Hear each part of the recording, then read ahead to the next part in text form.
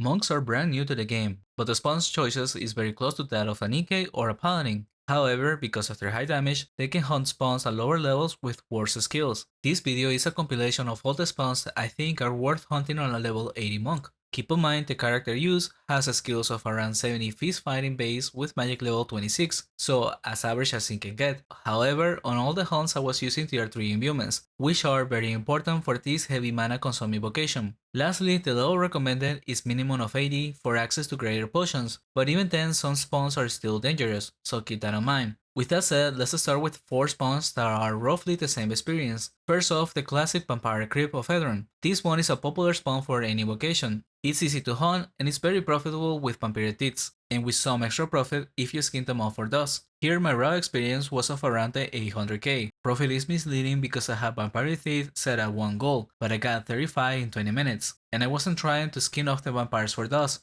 which will decrease the experience for higher profit.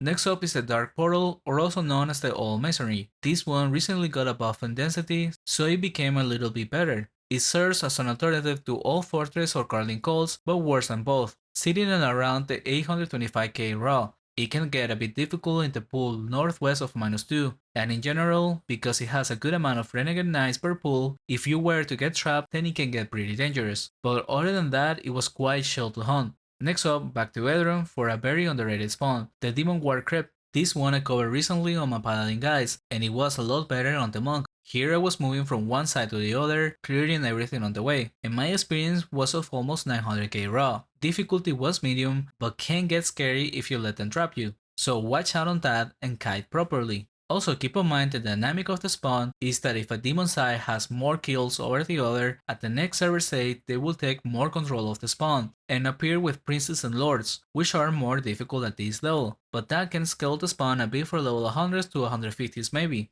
Moving on, but once again staying on Edron. This time is the Orc Cults. This is also a bit underrated, and it can give some profit with the price of the broken shamanic staff, green piece of cloth, and Orc Thieves. All creature products with some demand. However, the spawn is actually quite dangerous at this level, and it was one of the most difficult. This was especially on the last floor where there is more priests, which have ranged attacks and AoE heals. I was doing fine until I got combo from 2 priests from outside, but it was a bit unnecessary mistake by me. If you want to hunt the spawn, be careful on this floor or just skip it entirely, and -1 and -2 should be enough still. In terms of experience, I was over 950k, closer to 1kk raw, so a pretty decent unpopular spawn. Next up, we had the more contested spawns. First off, the Nightmare Crypt of Kralos. This one I expected to be quite bad to hunt, because even though is a top tier spawn for knights, is mainly because they stop the nightmares from running away on low HP, but with my paladin video it was still decent, so with the monk I expected it to go fine, and it did. It takes a bit of positioning so that if you don't kill the nightmares with the spells, at least make them run in the direction of the next pool you're going to.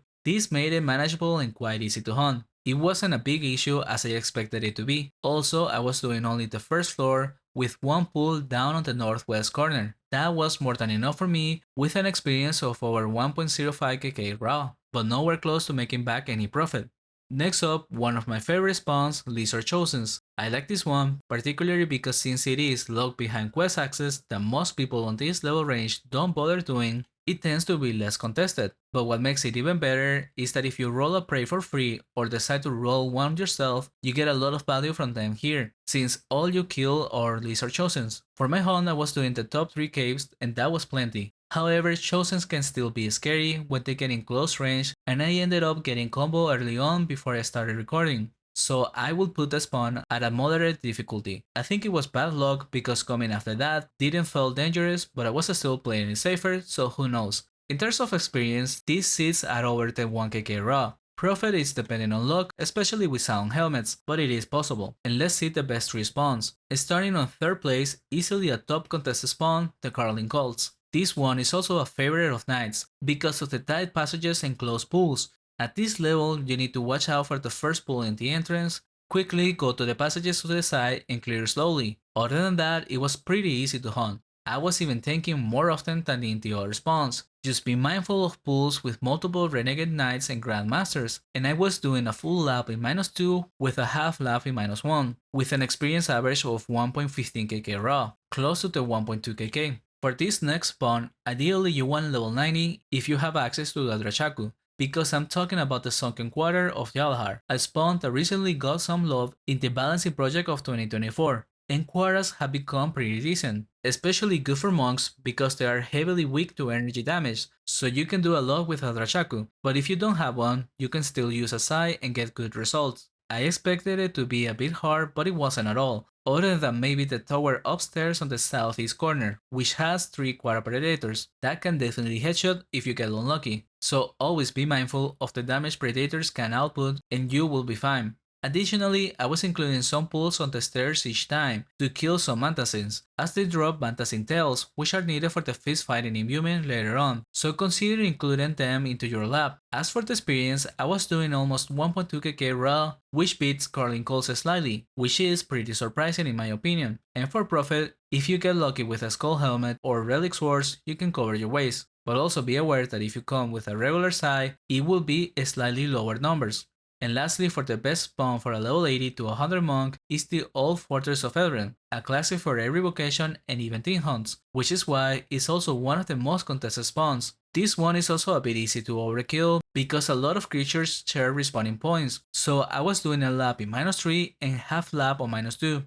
Hunting like that, I was doing over 1.2kk raw XP with a moderate difficulty. Most of the runes in -3 can be quite dangerous, so be careful when going in, or perhaps take it easier and bring them out into passages and kite, but of course that will lower the experience a bit. The pool I found the most dangerous is on the rune in the left side of -3. Definitely be careful and use the boxes to move backwards since they don't walk over these. In terms of profit, it's very dependent on item drops, but most of the times it's going to be waste. And that's all I got for this video. All of these recordings took place before the nerf to the base damage of monks, which to be honest was completely necessary, but in terms of how much it will affect these numbers, I don't expect much, as the formula also factors levels and skills, which is definitely lacking on this character. So a quick update, I ended up postponing the release of the video to try out some spawns again, after the nerfs to monks, but rather than doing all of them, I only tried the top 3. And because I didn't have the Drachaku available for the Sunken Quarter hunt, I tried out a different option,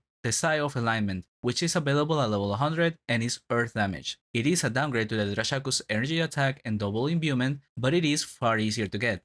On this hunt, I was also missing the armor, so overall is 1 mana and 1 life leech imbuments missing, as well as weaker element damage, and despite that, the experience was the same, maybe a tiny bit higher. Next up, for the retest on Carlin Coles, I didn't have the Dwarven armor with life leech, so I'm missing that, which just means more potion usage and a slightly harder hunt. And once again, roughly the same experience, barely any difference. Then to finish it up with the Old Fortress second test, same as before, with no life leech imbuement, I actually did better experience to a bit over the 1.3kk raw. All of this can be taken with a grain of salt because I do have few more levels and have become more familiar with the monk gameplay. But from personal opinion, the nerfs didn't impact the low levels monk that much. It's still quite strong and enjoyable. If you have any other recommendations, please share them in the comments below for others to try out. Thank you for watching and consider subscribing if you like the content.